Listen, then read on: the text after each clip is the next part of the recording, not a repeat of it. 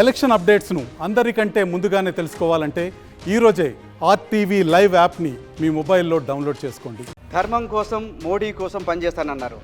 మరి ఇప్పుడు మోడీ ప్రత్యర్థి శిబిరంలోకి ఎందుకు మారారు? కాలం మార్చింది. టైం ఏదైతే ఉన్నదో మీకు సీట్ రాలేదని చెప్పి పార్టీ మారారు.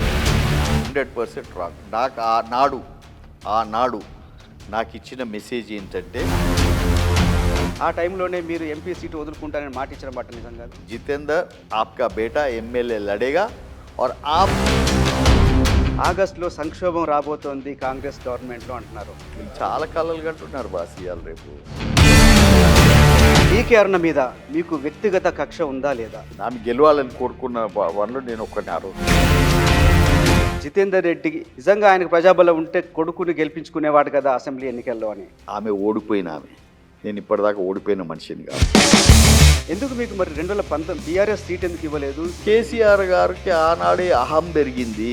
నా బిడ్డను ఫ్లోర్ లీడర్గా చేయాలా ఢిల్లీలా. మీరు ఎప్పుడైనా అనిపిస్తుందా బీజేపీలో కంటిన్యూ అయితే బాగుండేదని? మర్యాద లేని కాడ నేను 5 నిమిషాలు కూడా ఉండను.